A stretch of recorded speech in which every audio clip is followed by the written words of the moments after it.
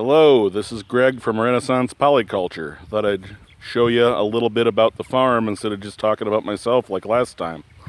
I'm in the country, but it's on a busy road and I'm close to it, so there might be a little background noise from that. But I wanted to show you my chickens and their chicken tractor, and a lot of people are like, chicken tractor? That doesn't look like a tractor. Well, what you do is you move it around and the chickens do the tractoring work. They eat up the grass and they scratch it around in it to loosen the soil, and while they're doing that they spread manure to add nutrients back to the soil.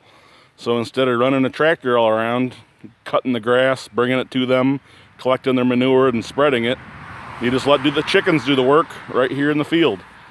They do have their feeder. I use a non-GMO feed from a local feed store called Master Plan. They've had a great product there. It's a pretty simple idea. It's just a box made out of hardware cloth, 1x2 cedar pieces, and I used pressure treated pine for the ground contact pieces. It's stapled together, lots of staples, try to keep the predators out.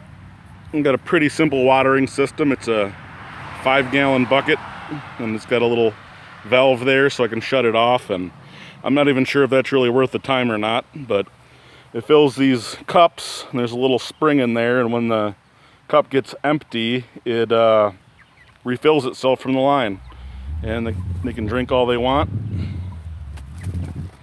And it's got two doors on it. Just open it up so you can get in there. Last year I put these hinges on so to create a permanent contact point, but this year, I mean, it just didn't work well last year because the screws are so small. I'd probably need longer screws or maybe even bolt them through, and I just figured, well, why bother? And I don't have them out yet because I just transferred them into this tractor, but I C-clamp the edges. It's hard to make anything predator proof, but I do what I can. And if you look at it, the wire is on the inside of the frames, and I chose to do that because I had the first one the other way around, and they would stand on the rails when you're trying to move it, and it would kind of trip them up a bit, which is not good.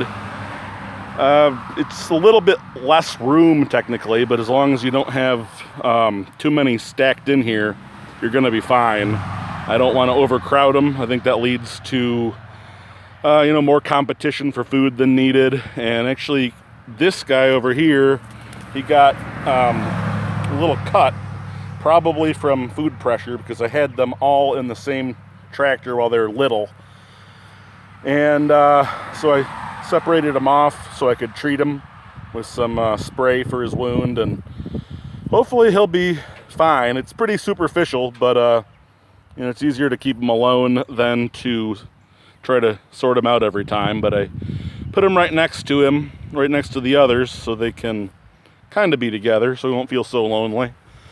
They got shade on the top piece here, and I do have some panels that I can move in to the sides in case it's got driving rain, to give them a little more protection. But I've seen ones with permanent sides, and I think that just restricts the airflow, and on a really hot day I'd rather have them in the shade but have good airflow.